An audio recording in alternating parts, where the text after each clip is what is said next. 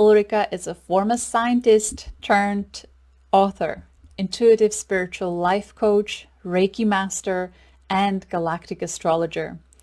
Ulrika is the creator of the New Light Living podcast and the book Wisdom Beyond What You Know: How to Shift from Being Driven by the Mind to Living from the Heart and Intuition.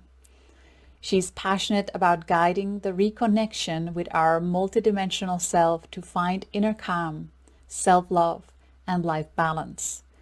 Ulrika invites you to expand your perspective through a galactic astrology reading with her and an opportunity to integrate the insights into your life through her 3-month professional coaching program. Visit ulrikasullivan.com for more information. Ulrika became certified as Quantum Soul Guidance Practitioner in December 23rd, 2022. She's a regular guest on our Galactic Astrology YouTube channel and offers immense guidance in relation to current astrological transits. So, Ulrika's presentation today is about what is really going on. Learn about the higher perspective of the major energetic shifts occurring in 2025. Neptune and Saturn enters Aries, Uranus enters Gemini, Jupiter enters Cancer. Ulrika will talk about New Earth future energy signature through the lens of the Kuiper Belt objects. Brilliant. Get your notepads ready and enjoy.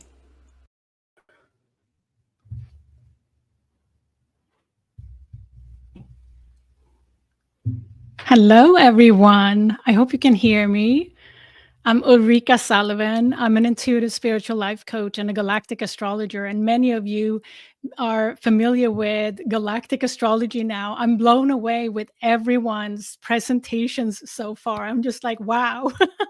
So I'm so happy that you are here, that you tuned in to this presentation.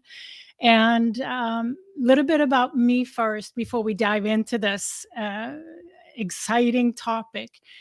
I'm Swedish. I am currently located outside Boston on the east coast of United States. I have made a major shift in my life, and what you see here today is not who I was 10 years ago. I am a former scientist. I started my career in corporate. Sometimes it was the ultimate success, at least in the traditional way. So had all the different perks and corporate benefits, but I was not fulfilled inside. And that's, I truly believe that the universe really directed me to Ulrika. There's more.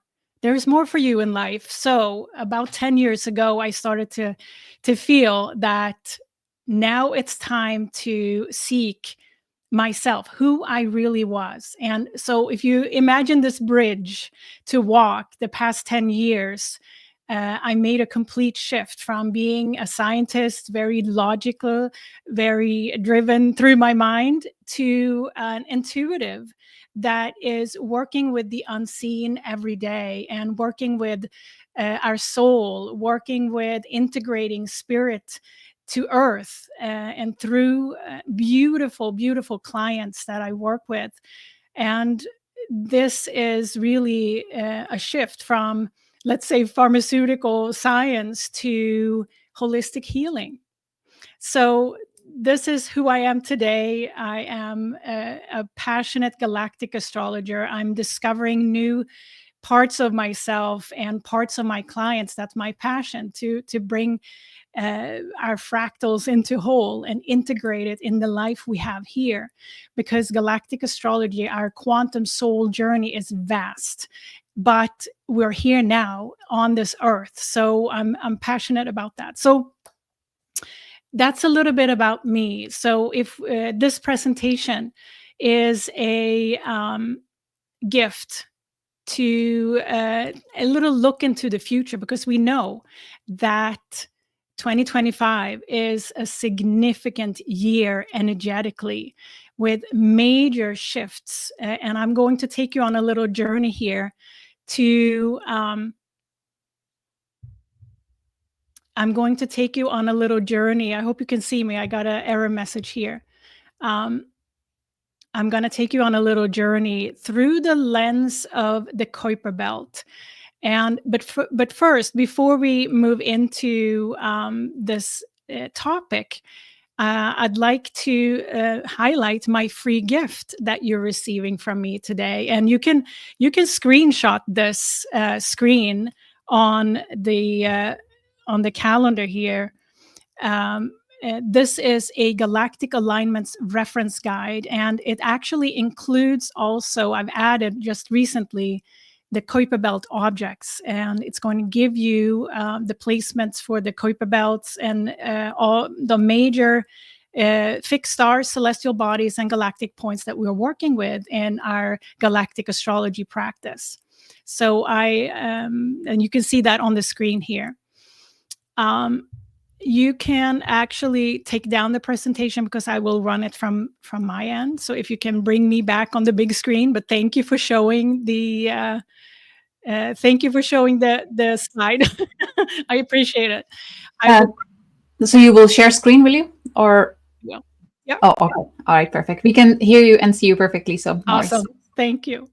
No, I just wanted to say a couple of things before we go into the slides, because it's as I mentioned, 2025 is a major year in terms of shifts. And we have heard previously that from other speakers that we have already had Pluto's ingress to Aquarius on November 19th in 2024. And I am going to touch on that as well, because this presentation is we're going to go behind the scenes in terms of what's really going on and look at both Pluto's ingress to Aquarius. We're going to look at Neptune and Saturn's ingress to Aries.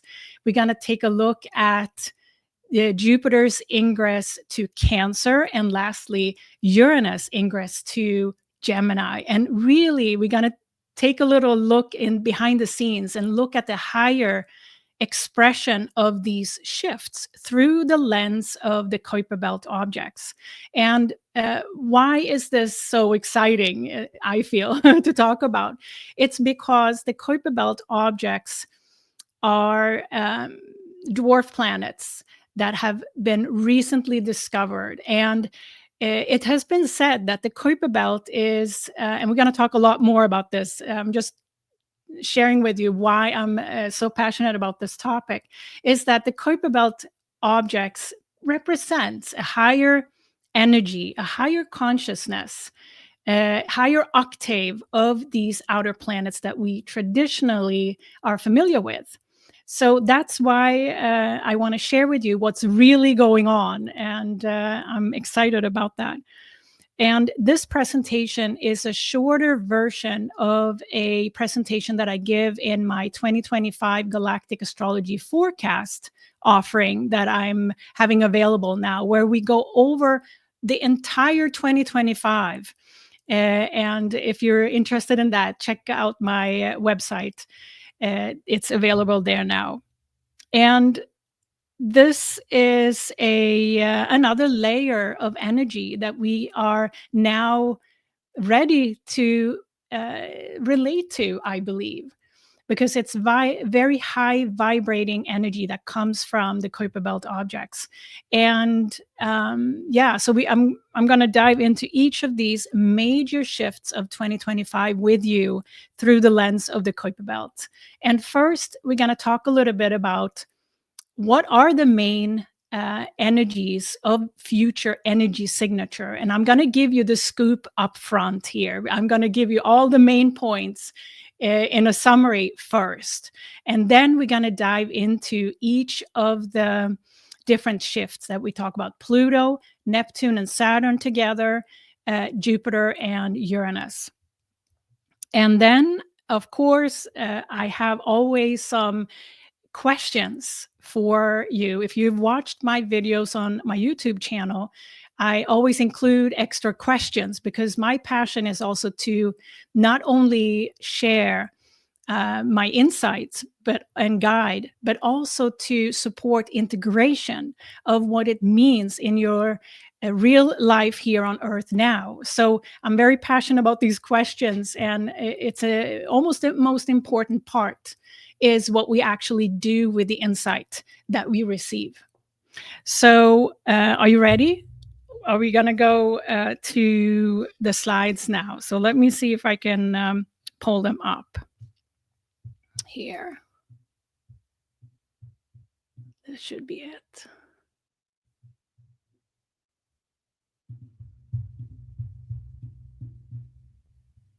Okay.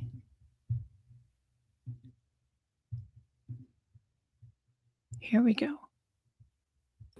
So Ulrika, just so you know, the presentation is uploaded from my end, so I will have to move the slides for you. You will just have to tell me next slide, because yeah, but can I share on my end? If you upload it to Studio first, but it doesn't seem to be there yet, so you need to go click. It is here. I can see them on my end. Yeah, we are double. No, it's the one that I uploaded because I couldn't see yours. So I uploaded your backup. So it means if it didn't come from you, then you cannot move the slides yourself. So is it okay if you just say next slide and I'll do it for you?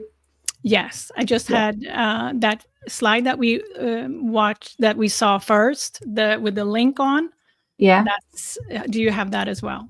Oh, okay. Was that more than one slides there? Yeah. Oh, okay. So in that case, there you go. You're able to move? All right. Perfect. All right. I'm gonna hide. Thank you, Julia. I appreciate it. So here, again, if you haven't taken a screenshot of this, offering the free gift that I have, please do so, and visit my YouTube channel and my Instagram at ulrikasullivan.com. So here is the scoop that I'd like to just review with you first, and we'll come back to the summary slide at the end. And some of these names of these dwarf planets that I'm going to talk about may now in the beginning of the presentation sound like, what is this? But we're going to go through each of them, and hopefully you'll leave this presentation with more insights. But the future energy signature that I'm going to talk about and give you a feel for is related to the Kuiper belt objects and their influence on us. And part of the future energy signature, imagine a way of being where we can hold courage to hold the frequency of truth. And the statement of holding a frequency of truth comes from the true reason or behind the scenes of Pluto's ingress to Aquarius. And we can look at that through Pluto's higher expression, higher octave, which is Eris. Aries, the dwarf planet Eris, we're going to talk more about her, but also through Pluto's brothers, who are Ixion and Orcus. And we're going to take a look at an astrology chart that will give you a little bit more astrology around that, how I interpret Eris, Ixion, and Orcus in light of Pluto's ingress to Aquarius. But ultimately, as a summary point here, authenticity is required. Pluto is showing us Eris, Ixion, and Orcus higher consciousness is about bringing out our authenticity so that we can shine our true uniqueness, our soul's uniqueness, no matter what. So that's really what Pluto's intention is with going into Aquarius, to bring out our authenticity so that we can shine our true light unapologetically. Now, if I look at the second statement here on the slide, increased psychic and empathetic awareness. And here we look at Neptune's and Saturn's ingress to Aries. And all of this, I should say, is happening the first half of 2025. And we'll talk more about dates and things like that in future slides here. But Neptune, the higher octave of Neptune is Haumea, the dwarf planet Haumea. And Haumea is conjunct the Shapley attractor. So that is a magnifying, I don't have the word for it, but tuning into Shapley attractor, that's almost like we have no words for it. But Neptune's higher octave is Haumea, and Saturn's higher octave, higher expression is Varuna, dwarf planet Varuna. And those two together show us that really the intention with Neptune's and Saturn's ingress to Aries is that we are moving towards self-mastery and what I call inner transparency, where we can live a life where we are the same on the inside and bringing that out completely. There's just a flow naturally between who we truly are and what we express and do in the world. And I understand that this is, some statements that are my own kind of interpretations of the energies. But Neptune's and Saturn's ingress to Aries is helping us, is supporting us to increase our psychic and empathetic abilities and the awareness around that gift, if you will. The third statement here, beginning a new view on Earth society. This is super exciting because Jupiter's journey into Gemini, inside Gemini and Cancer, part of Jupiter's journey in 2025 is to wrap up his journey in Gemini, but also to enter Cancer. And Jupiter's higher expression is Quaoar, and Quaoar is currently also connected with the Lyra constellation through the fixed star Alatfar. So we're going to talk a lot more about that. But basically, the summary statement of that is to receive a new meaning and participation in society based on a frequency of equality. And we're going to talk about Quaoar's qualities in a second here. And that is Jupiter's real intention by going into Cancer in June. Now, the last statement here that I have is galactic partnerships. And we've heard a lot about that from previous speakers today, about how we are having an opportunity to collaborate with our spirit team, our galactic family. And this is really happening through Uranus ingress to Gemini later this year. And Uranus higher expression is Makemake. And this is also a co-creation with cosmic consciousness that Uranus is inviting us to. So if you take these four statements, and we're going to go on a little journey here on a couple of slides with astrology to look at how this is coming about. So first, I want to show you, for those who are not familiar with the Kuiper belt, here is a slide. The top image there is our solar system.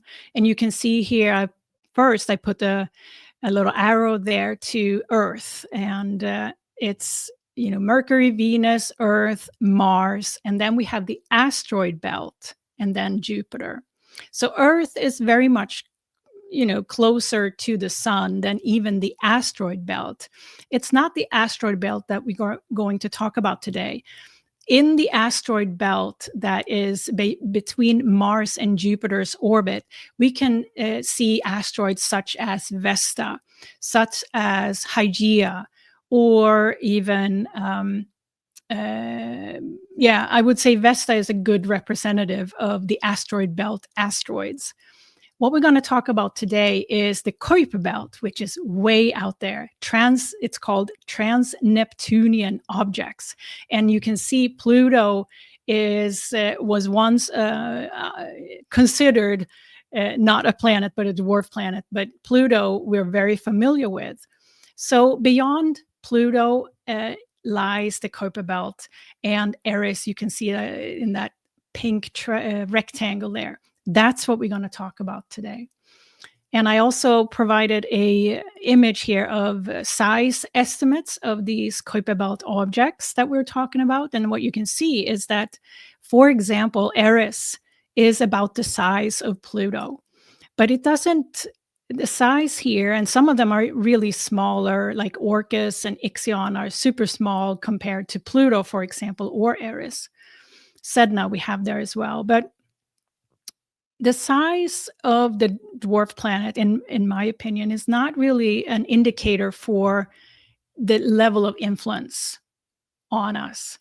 So this is just to kind of give you a little bit more of a feeling of beyond the name, what we're talking about here. I should also say that Pluto was discovered in 1930. And Pluto we're well familiar with in our astrology chart, right? Pluto is representing often the most outer planet that we are considering in an astrology reading.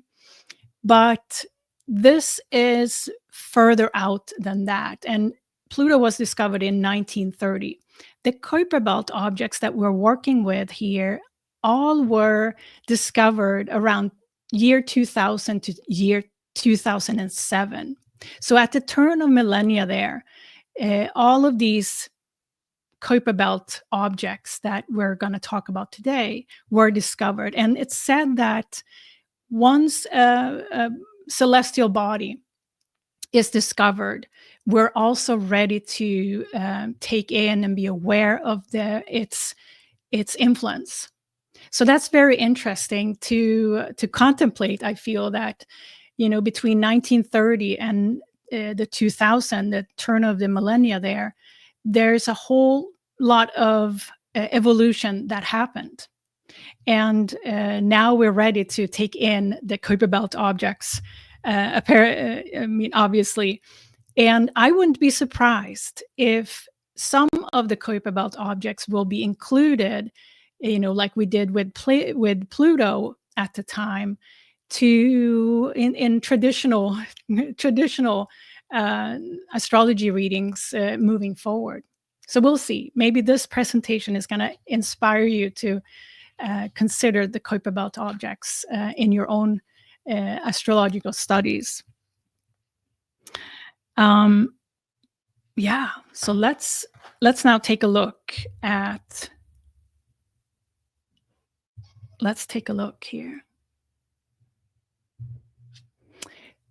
The future energy signature, and this might be a good slide to screenshot just for reference here, because I have put in a table the Kuiper belt objects there in one column, and then its consciousness, its energy signature, and then the higher aspect of. So, for example, as I mentioned earlier, Eris there on the second row is Pluto's higher aspect, but also Mars's sister. And Eris is standing for diversity consciousness. So we're going to talk about that on the next slide when we talk about Pluto's ingress to Aquarius.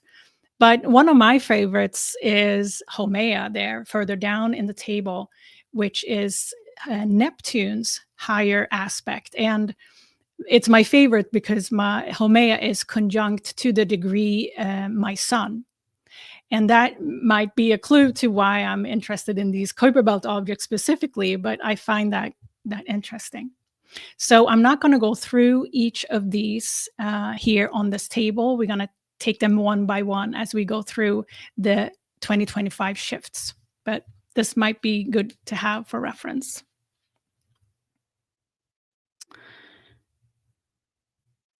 Yeah. So here we are.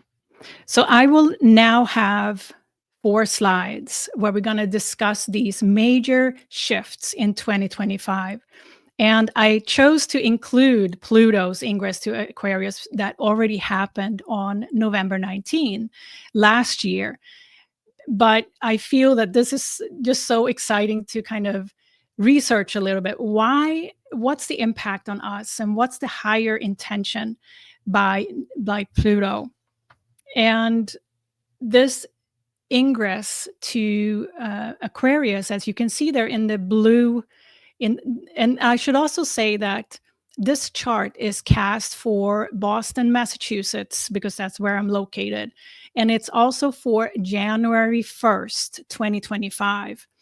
And we are going to take a look at January 1st, 2025. And it just happens because it was the first day of the year. But Orcus, Ixion, all of these Kuiper belt objects maybe move 1 to 2 degrees per year, very similar orbit in terms of time as Pluto. Pluto has a orbit time of 248 years. And so these Kuiper belt objects in general have an orbit of 250 to 550 years. So it's okay to look at January 1st on January 14th because these objects will not move that much over the course of a year in the astrological wheel. And same with Pluto, of course.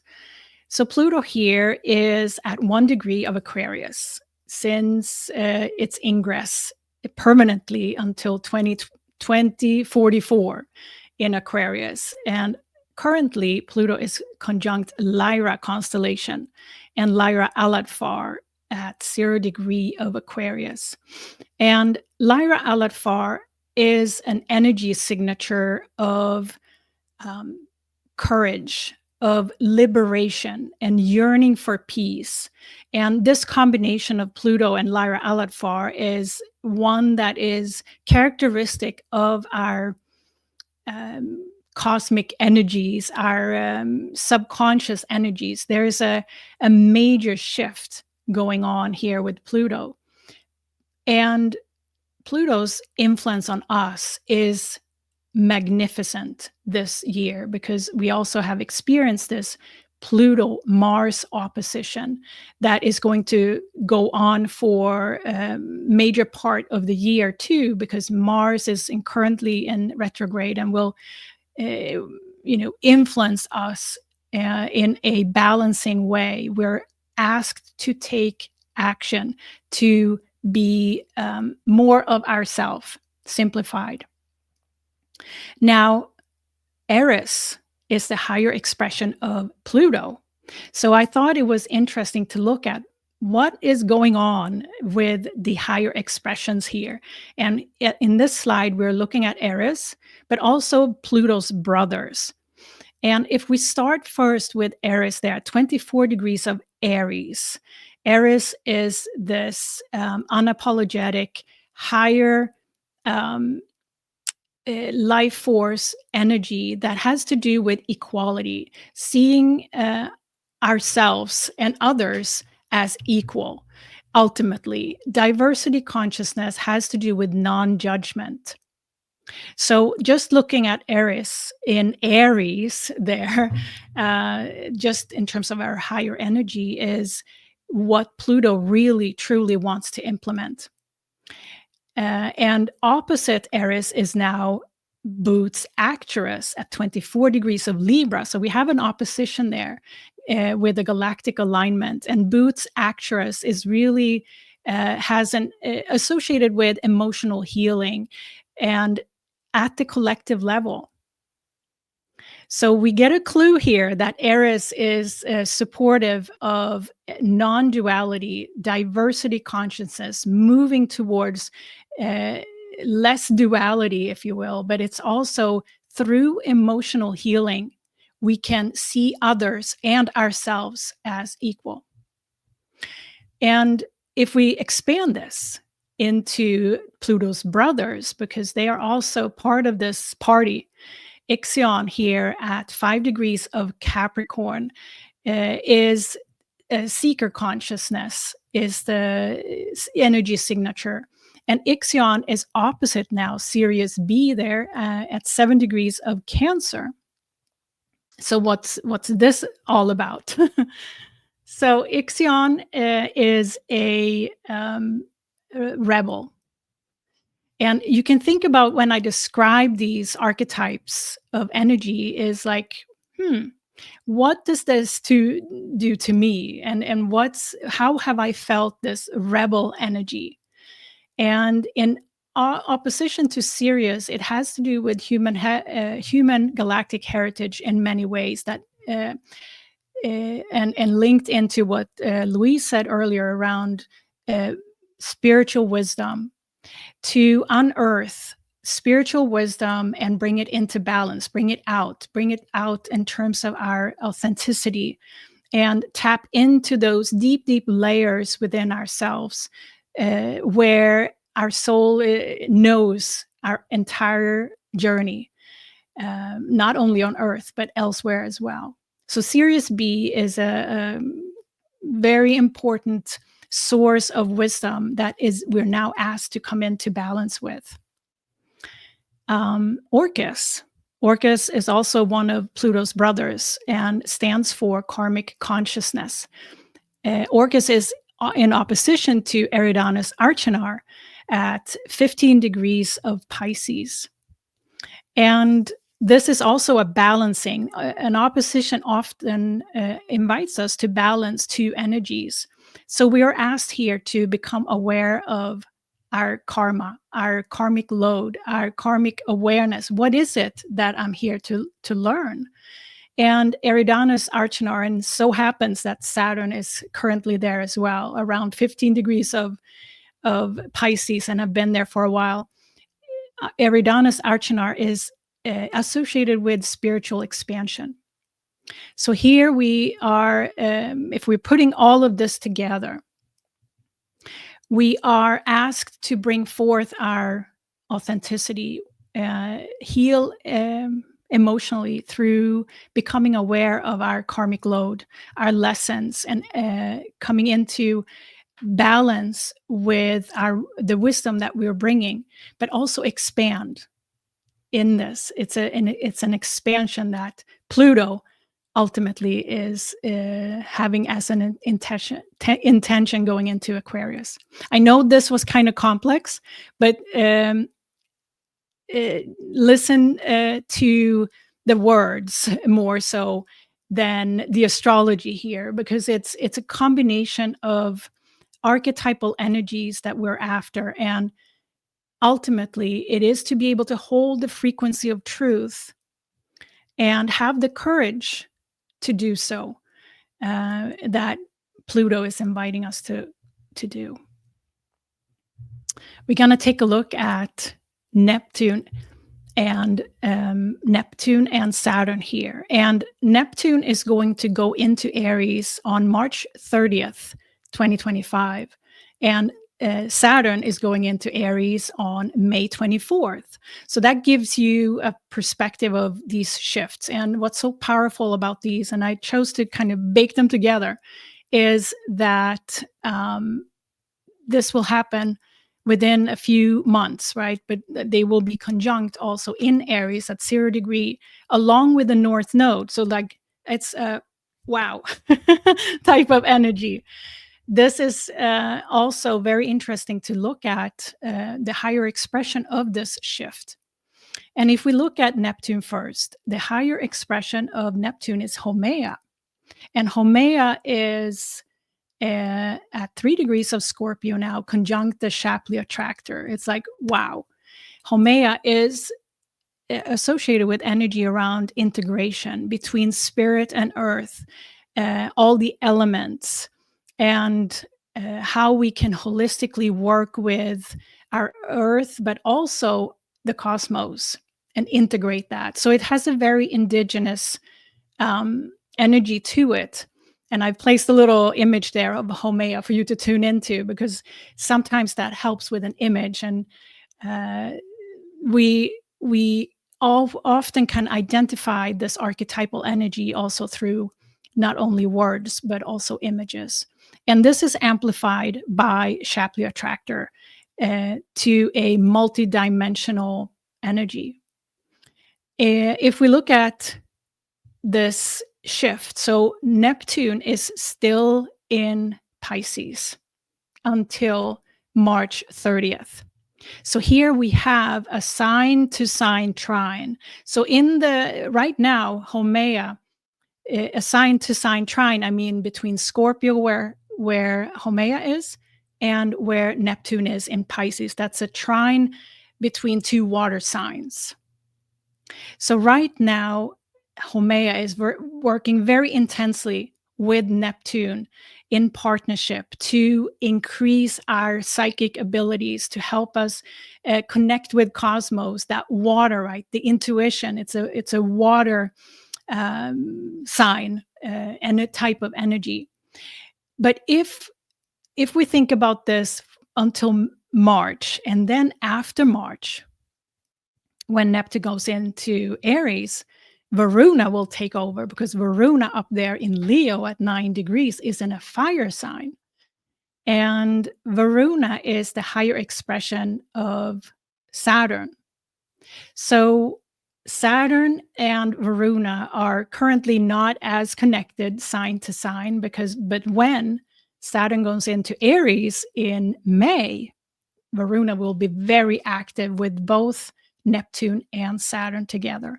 And Varuna is associated with energy around sovereignty, self-sovereignty. Like the image that I put here for Varuna, as you can see, is like when we put our crown on our own head.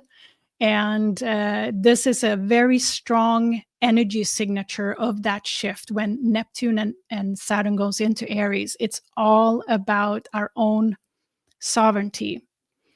It's going to be a highlight on how we are showing up authentically, how we allow ourselves to bring out our gifts and talents. And Varuna will be in a fire to fire sign trine with Neptune and Saturn once they go into Aries in the second half of the year. This is super interesting to me, at least, to look at how Varuna and Haumea are truly giving us clues as to this monumental shift that is happening. And since the North Node, you can see there, I've circled the North Node a little bit there within the blue circle. This is the direction forward. It is it's showing us the way. Let's move on. I'm just going to see my time is. There we go. Quaoar and Jupiter. Jupiter has a journey to expand us. Jupiter there at 13 degrees of Gemini currently. Gemini is the territory of the Orion constellation, at least the second and third decans of the later degrees of Gemini. And into Cancer, we also see Sirius B. So Jupiter is going to travel from 11 degrees of Gemini to 26 degrees of Cancer in 2025. Jupiter is currently in retrograde. So if we take a look at Jupiter's higher expression, it's Quaoar. And Quaoar is this lovely, free-spirited energy, consciousness of spirit that Jupiter is helping us to expand into.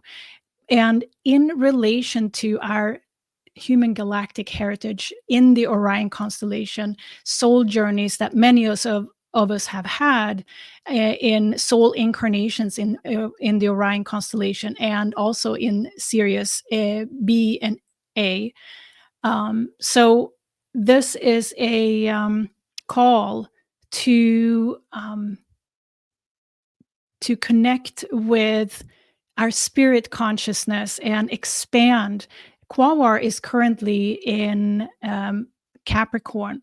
Quaoar is asking us to strengthen our spiritual practice, Quaoar is part of this we taught Ursula had a beautiful presentation around art and creativity. This and we can add song and dance to that.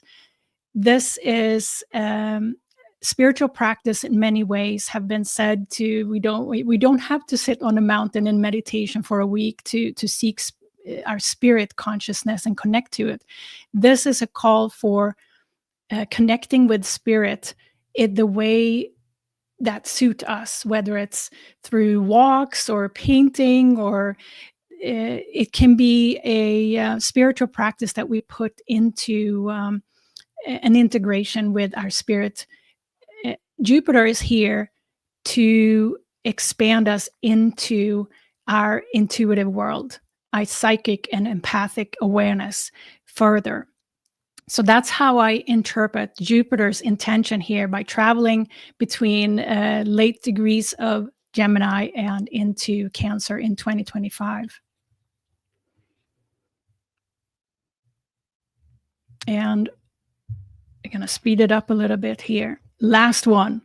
This is Uranus ingress to Gemini in July 7th, on July 7th. And I should also say that Jupiter's ingress to Cancer is on June 9th. So everything is happening really the first 6 months of 2025. Now, Uranus' higher expression is Makemake. Makemake is a dwarf planet that has to do with systems consciousness. And if you notice in this chart, Makemake is opposite another Kuiper belt object, Salacia there. And we also take a look at Uranus there at 23 degrees of Taurus currently, very close to another dwarf planet in the Kuiper belt, Sedna. This is a super interesting happening that's happened in when Uranus conjunct Sedna at 0 degree of Gemini, because at 0 degree of Gemini, we have this Pleiades star cluster. And so if we look at Uranus ingress to Gemini through the lens of the Kuiper belt, Makemake is here to help us create a system for our relationship with cosmos.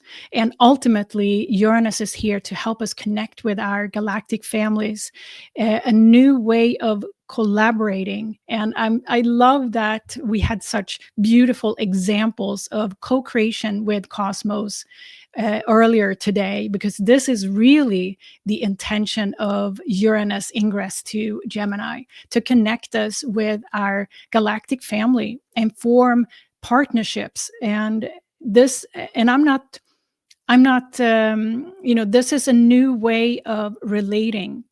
This is a new way of relating to ourselves as multidimensional beings. And I also want to mention Makemake opposite Salacia here, and I've included some images for you to tune into. Salacia at the bottom right corner there is the energy around higher love. It's the Mars-Venus union, basically, that type of masculine feminine energy balance that Salacia stands for. Makemake is also bringing in ancient wisdom. It's a very much ritual, put our spirituality in a system, if you will, for application and integration on our physical plane here on Earth. And Sedna is that integration with water, the integration with intuition, I would say too, how we are going within to co-create, to channel, to bring forth messages from cosmos and our galactic family to co-create. This is Sedna's ultimate mission here to help us with. And at 0 degree of Gemini, it's likely most of us have support from the Pleiades and our soul families there at the time, and especially in July when Uranus goes into Gemini there on July 7th. So I hope this this gives you kind of a little bit of a feel for this higher expression, the future energy signature. The last few minutes here, I'm going to ask you a couple of questions, because one of my passions is to make this real. It's not necessarily so that we know all these things, but what do we do with it? So my first question to you is, how can you courageously practice inner transparency in relationships?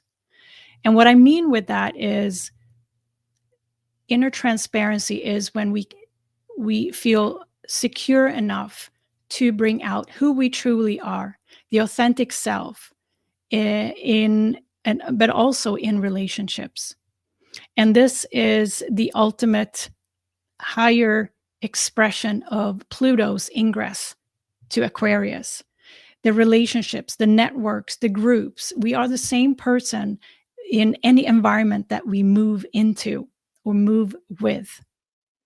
And so that's a question. How can you courageously practice inner transparency in relationships? The second question is, how can you strengthen trust in your inner truth? So Neptune's and Saturn's ingress to Aries is very much about self-mastery. And it's how we are coming to a place where we can hear our inner truth and follow that, as opposed to many influences that we may get from our external world.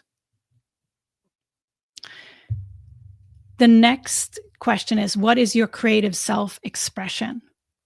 So this is all about Quaoar and song and dance, and how we are expressing ourselves creatively, tapping into the creative part of ourselves, which is also the life force. And the fourth question is, how can you start and strengthen your spiritual practice? This is the Uranus intention to help us put our cosmic relationships into a life here on Earth. And lastly, how can you start and or strengthen, for those of you who have a spiritual practice, either start or strengthen the one you have, your co-creation together with your spirit team. Often we believe that we are alone, and I know Ursula alluded so beautifully earlier about we are not alone. What I'm talking about here is our evolution will bring us into a co-creation with our soul family, wherever it is. And that's something we may sit here number of years from now saying, well, like, this is mainstream. Everyone is co-creating with the unseen. So this is just a couple of questions for you to contemplate in light of the future energy signature through the lens of the Kuiper belt. And here is the free gift again. If you want to screenshot that, I invite you to get my Galactic Alignments reference guide and visit me on YouTube and Instagram.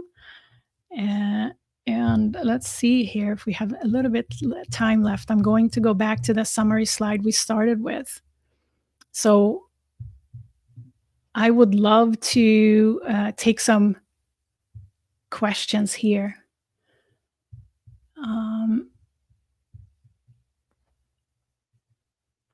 Hi, Nevada. So good to see your name. Let's see. Can you speak more on how you used the, hang on, I have to, there we go. You can see me now. Can you speak more on how you use the energy of astrology during your career change and into your higher purpose? Thank you for asking that question. It was around 2010 or something like that. Even before I made major shifts to my life, I was drawn to astrology, traditional astrology. Once I came across Julia and her work in galactic astrology, it just clicked. Like, this is it. And I used astrology from a curiosity perspective to begin with. You know, I read horoscopes, right? And it just grew in terms of the curiosity that I had, like, what can I learn about myself? That's often how it starts, right? We want to learn more about ourselves. So I kind of sought paths to learn more about astrology. And once I started to create my business and make that major leap from corporate to being an entrepreneur, it became clear to me that I can, and I use also other systems, human design and gene keys as well. It is about learning about ourselves, to who we truly are and how we can utilize our natural energy to align ourselves with universal flow. So I listened to my body, where there was something that was resonating with me, like, this is for me, and swift out the rest. I hope that helps. But it's important to notice the body, what it tells us, in what direction to go. And astrology is a great tool to use for insights like that. The next questions: how do we come to realize the Kuiper belt objects correlate to the higher octave of our planets? It totally makes sense for the time we're in. And forgive me, I should credit Alan Clay's beautiful work and his new book, New Stars for a New Era. He has been describing, and that's not the only source, but part of what really speaks to me is his work, Alan Clay. And I recommend his book, New Stars for a New Era. The Kuiper belt objects are fairly new, right? The turn of the awareness around the Kuiper belt objects is fairly new, since the turn of the millennia. So it's about the 25-year body of work that I have been kind of working with and researching. But I would say Alan Clay's work is making it simple, easy to pick up and relate to. So I really love his work, and I thank you for asking that question. That was absolutely brilliant, Ulrika. Thank you so much for your wisdom, making it practical.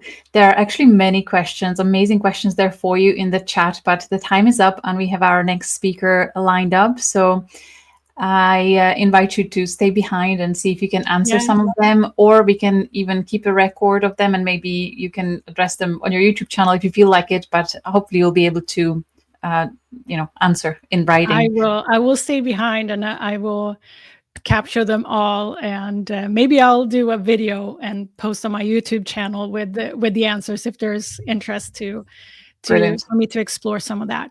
Thank you so much. If you can put me in the back, and I pleasure, and we'll be back shortly with after a countdown.